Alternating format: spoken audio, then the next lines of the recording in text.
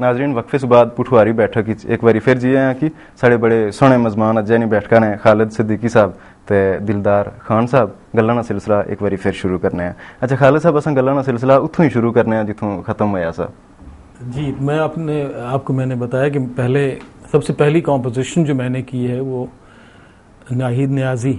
अच्छा अगर मैं उनका हवाला दूं तो मतलब उनके गानों का तो चली रे मैं तो देश पिया के चली रे जी, ये है जो ख्वाजा खुर्शीद अनवर साहब ने उनसे गवाया था जी। इनके वालिद की भी अपनी एक नज़्वी शायर थे तो उनकी है एक बार फिर कहो ज़रा, ये एक बड़ी मशहूर हुई थी। अच्छा जो उन्होंने उनके वालिद साहब का कलाम था और वो उन्होंने गाई थी। गया नाहिद नियाजी का आपको हवाला दे रहा हूँ। अच्छा इसी तरह से वो उनके हस्बैंड जो थे उनका नाम था मुसलिहुद्दीन, वो भी म्यूज़िक डायरेक्टर हुआ करते थे। सही। उनकी अब डेथ हो चुकी है। तो उनके लिए किया था, उन्होंने मुझे बहुत इनकरेज किया। अच्छा मतलब मेरी पहली कॉम्पोजिशन थी और उसी में जब उनको मैंने एक दफ़ा सुनाया तो उन्होंने कहा एक दफ़ा फिर सुनाया, फिर उन्होंने कुछ 4-5 दफ़ा सुना, मुझे समझ में नहीं आया कि ये सुन क्यों रही हैं। अब मुझे समझ बाद में आया कुछ अर्से के बाद। अच्छा ये मुझे चेक कर रही थी कि मैं कितना सही परफेक्ट हूँ अपने लिहाज से, कितना ये तो नहीं कि हर सुर पे या हर दफ़ा मैं कोई मुख्तलिफ सुर लगा देता हूँ, मुख्तलिफ धुन बदल देता हूँ। तो ये कहने लगी अच्छा मुझे सिखा दो। अच्छा तो मैंने कहा कि कोई चेंजेस करनी हो कोई आपको, तो कह रही है कि नहीं बिल्कुल, मैं तो बल्कि ये कहूँगी कि आपने मेरे शौहर से भी ज़्यादा अच्छी धुन बनाई है। वाह वाह। आपको कैसे ही अंदाज़ा हुआ वाह कि मैं इस तरह का मेरी आवाज़ में उस वक्त मैं खुद छोटा सा था, उस मेरी उम्र 23 साल थी। सही। मेरे मुंह से निकल गया, मैंने कहा जी आपको बचपन से सुनता आया हूँ, अब किसी खातून को ये कहना कि जी बचपन से आपको देखता आया हूँ। तो बहरहाल वो कहने नहीं बहुत खूब। तो इस तरह से वो पहली ही उसमें। अच्छा ये याद उसी तुसों की केड़ा गीत सा? अच्छा कोई गजल थी, मुझे याद नहीं है। अच्छा उसी में एक और इंसिडेंट हुआ था कि जिसने, मैं ये आपको बता रहा हूँ कि मतलब मुझे सपोर्ट कैसे मिली। सही। और वो ये था कि हम रिहर्सल कर रहे थे और मेरे लिए बड़े ऑनर की बात है कि उसमें जो म्यूजिशियंस थे उनमें मरहूम उस्ताद फ़तेह अली ख़ां भी थे जो कि सितार नवाज थे, बड़े मशहूर सितार नवाज। उनके बेटे नफीस, इदरीस, रईस, अनीस, जलीस, ये सारे अब आजकल फील्ड में हैं। तो उन्होंने मुझसे जब रिहर्सल कर रहे थे तो मुझसे कहने लगे कि सिद्दीकी साहब आप मुझे बताइए मेरा क्या है। मैंने कहा खान साहब मैं गुस्ताखी नहीं कर सकता, आप अपनी मर्जी से कोई पीस बना दें इसमें। अच्छा इतने मात्रे का, इतनी उसकी लेंथ इतनी होनी चाहिए।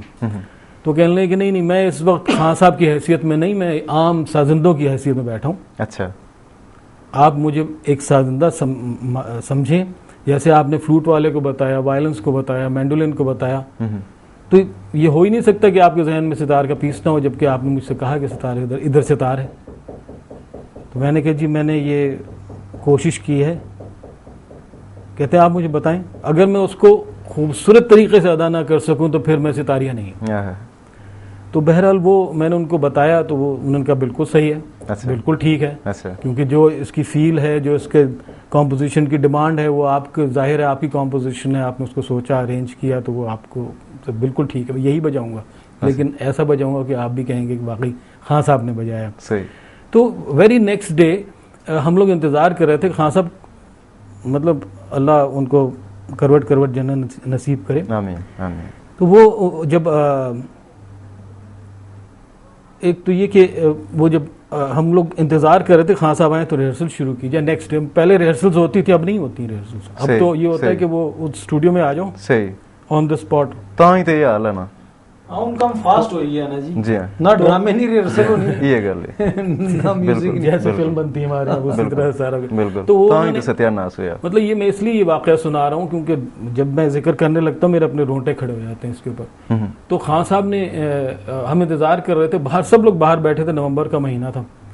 तो वो चकलाला में टेलीविजन स्टेशन हुआ करता, तो वो आए तो मैंने उनको सलाम किया, कोई जवाब नहीं, वैसे घूरते चले आ रहे थे। अच्छा। और करीबन ऊंचा ज़रा सा सुनते थे, तो मैं और ज़रा ऊंची आवाज़ में उनको मैंने फिर सलाम किया, तो उन्होंने करीब आकर तो वो झुकने लगे। अच्छा। अब झुकना ये होता है कि ये लोग जो मतलब इस फील्ड के लोग, क्या बल्कि मैंने ड्रामा आर्टिस्टों को भी देखा ये करते हुए कि घुटनों को हाथ लगाते हैं, किसी की अगर कुछ तारीफ करनी हो या उसको कुछ मानना हो, एहतरामन। तो मैंने उनके हाथ पकड़ ली, मैंने कहा साहब ये आप क्या कर रहे हैं, ये तो आप मेरे साथ बहुत बड़ी ज्यादती कर रहे हैं, आप मुझे गले से लगा लें। लेकिन ये कि मेरे रोटे खड़े हो जाते जो मुझे क्या बड़ी बात। सारे म्यूजिशियंस जिस टाइम उनको एक झटका लगा, सब उठ के खड़े हो गए कि ये हुआ क्या, ये खान साहब। सही सही। तो खान साहब ने मुझसे कहा कि मुझे खैर गले लगाया, उसके बाद उन्होंने कहा कि जौहरी हूँ जौहर शनास हूँ, मेरे बच्चों का ख्याल रखना। मैंने खान साहब फिक्र ना करें। और मैं आपको ये बताऊं कि उसके बाद न सिर्फ ये कि उनके सारे बच्चे, बल्कि एक तबला नवाज हुआ करते शरीफ साहब मरहूम, उनका बेटा एजाज नाम है उसका। अच्छा।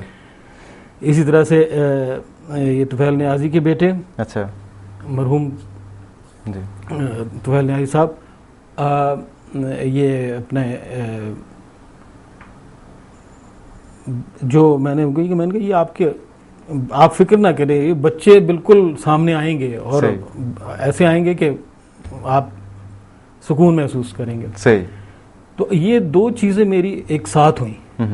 एक जो नाहिद न्याजी साहबा ने मुझे जिस तरह से इनकरेज किया कि आपने, मैं ये समझती थी कि आज तक मेरे शौहर से ज्यादा अच्छी कॉम्पोजिशन कोई नहीं कर सकता, सही, लेकिन आपने उनसे ज्यादा अच्छी की थी।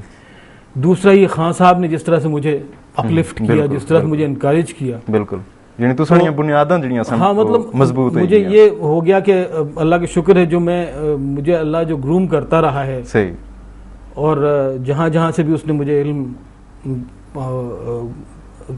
पहुँचाया है, जिस तरह से भी पहुँचाया है, जिन जिन लोगों से भी उसने मुझे ये तालीम दिलाई, तो मैं किसी एक का नाम नहीं ले सकता। सही सही। मैं अगर ये कहूँ कि जी मैं, लेकिन हाँ, खान साहब का मैं ज़रूर जिक्र करूँगा कि उनकी डेथ से कोई 2 दिन पहले मैं उनके पास गया तो उस्ताद फ़तेह अली खान साहब, अच्छा, तो मुझसे कहते हैं सिद्दीकी भाई एक टेप रिकॉर्डर एक कैसेट ला कर दे दो। अच्छा।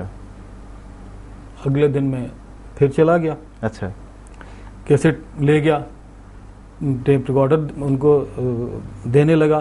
कहते हैं कि आप सोच रहे हो कि मैंने क्यों मांगा, इनफैक्ट उनका एक्सीडेंट हो गया तो उनकी टांग की हड्डी टूट गई थी, अच्छा, वो बिस्तर पे ही रहते थे, अच्छा, तो मैंने कहा नहीं खान साहब आपने कहा था, तो मैंने, मुझे क्या है कि आप क्यों किस लिए मांग रहे हैं। कहते नहीं, मैं कुछ रह गया है वो भी मैं चाहता हूँ मैं आपको दे जाऊं। अब आप ये देखें कि ये भी एक उस्ताद का क्या अंदाज होगा, बिल्कुल, कि एक शख्स मुझे दे रहा था और मुझे नहीं पता था। तो मैं रूहानी तौर पे तो मैं ये कहूँगा कि मैं उस्ताद फ़तेह अली खान को अपना उस्ताद मानता हूँ। बेशक, बिल्कुल, मरहूम सितार नवाज जो थे, इसलिए बार बार सितार नवाज कह रहा हूँ। एक उस्ताद फ़तेह अली खान गायक भी हैं, गायक भी हैं, बिल्कुल, पर वो जिंदा ना, मन्नत अली जी, उस्ताद अहमद खान के भाई छोटे।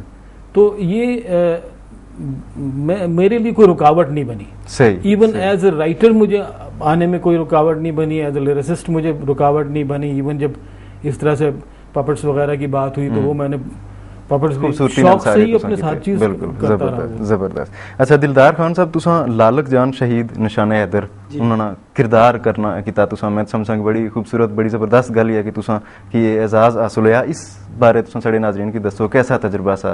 ये बस वो कहने ना लॉटरी निकलना जी, ये बस मेरे नां दे लॉटरी निकली सी।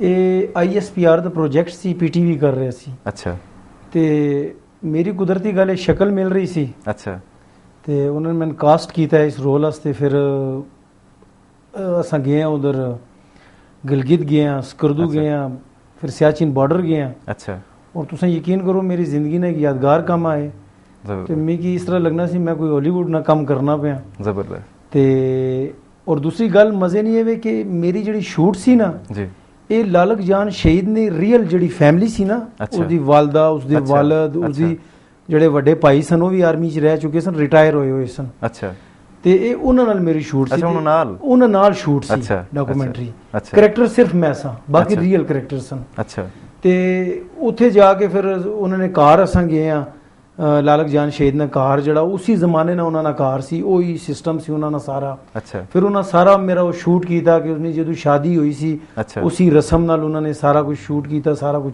ਉਹਨਾਂ ਨੇ ਜਿਹੜੀ ਫੈਮਿਲੀ ਸੀ ਨਾ ਉਹਨਾਂ ਦੀ ਜ਼ਬਾਨ ਕੁਝ ਹੋਰ ਸੀ, ਉਹ ਗਿਲਗੀਤੀ ਸੀ ਜਾਂ ਉੱਥੇ ਨਹੀਂ ਜਿਹੜੀ ਜ਼ਬਾਨ ਹੋਣੀ ਸਹੀ ਇਲਾਕਾਈ ਜ਼ੁਬਾਨ। ਹਾਂ, ਉਹਨਾਂ ਕੀ ਅਸਾਂ ਨਹੀਂ ਸਮਝ ਨਹੀਂ ਅਸ਼ਨੀ ਸੀ ਤੇ ਉਹਨਾਂ ਨੇ ਅਸਾਂ ਕੀ ਨਹੀਂ ਅਸ਼ਨੀ ਸੀ। ਅੱਛਾ। ਲੇਕਿਨ ਉਸਨੇ ਜਿਹੜਾ ਭਰਾ ਸੀ ਨਾ ਲਾਲਕ ਜਾਨ ਸ਼ਹੀਦ ਨੇ ਜੀ, ਉਹਨਾਂ ਕੀ ਸਮਝ ਅਸ਼ਨੀ ਸੀ। ਅੱਛਾ। ਉਰਦੂ ਸਮਝ ਅਸ਼ਨੀ ਸੀ ਤੇ ਉਹ ਸਾਰਾ ਗਾਈਡ ਕਰਨੇ ਸਨ ਉਹਨਾਂ ਕੀ। ਅੱਛਾ। ਕਿ ਤੁਸੀਂ ਇਹ ਕਰਨਾ ਹੈ, ਸਸਤੇ ਆਏ ਨੇ ਇਹ ਵੇ ਤੇ ਉਹ ਉੱਥੇ ਜਾ ਕੇ ਫਿਰ ਸ਼ੂਟ ਕੀਤਾ ਅਸਾਂ, ਬੜਾ ਮਜ਼ਾ ਆਇਆ ਸੀ। ਔਰ ਉਹ 6 ਸਤੰਬਰ ਕੀ ਚਲਿਆ ਸੀ ਤੇ ਇਹ ਸਾਰੀ ਕਹਾਣੀ ਹੈ ਉਸ। ਸਹੀ। ਤੇ कैसा तुसा इतना कैसा तजुर्बा क्या लगा तुसा की? बहुत अच्छा लगा, बड़ा मज़ा आया। कम ते 3-4 दिन ना सी, असां 8-10 दिन रहे हैं। सही। उसनी वजह ऐसी कि असां टोटल काम जड़ा सी वो हेलीकॉप्टर ते जहाज़ां ते सी कि असां गलगित तो जुलना सी उधर स्कर्दू, वो भी हेलीकॉप्टर ते जाना सी। फिर स्कर्दू तो असां सियाचिन बॉर्डर भी हेलीकॉप्टर ते जाना सी। अच्छा। ਤੇ ਉਹ ਜਦੋਂ ਮੌਸਮ ਖਰਾਬ ਹੋਣਾ ਸੀ ਨਾ ਤੇ ਫਲਾਈਟ ਕੈਨਸਲ ਹੋ ਜਾਣੀ ਸੀ। ਯਾਨੀ ਇੱਕ ਦਿਹਾੜਾ ਤੁਸੀਂ ਕੀ ਹੋਰ ਮਿਲੀ ਕਿਸਾ ਸਾ ਇੱਥੇ ਅਸਾਂ ਇੱਕ ਵਾਰੀ ਫਿਰ ਨਿੱਕਾ ਜਿਹਾ ਵਕਫਾ ਕਿਨਸਾ ਵਕਫਾ ਜੀ, ਵਕਫਾ ਬਹੁਤ ਜ਼ਰੂਰੀ ਹੈ। ਆਪਕੋ ਤੁਸੀਂ ਆਖਿਆ ਜੀ ਕਿ ਜ਼ਰੂਰੀ ਹੈ। ਨਾਜ਼ਰੀਨ ਵਕਫੇ ਤੋਂ ਬਾਅਦ ਫਿਰ ਹਾਜ਼ਰ ਹੋਸਾਂ ਸਾਡੇ ਨਾਲ ਰਿਹਾ ਵੇ।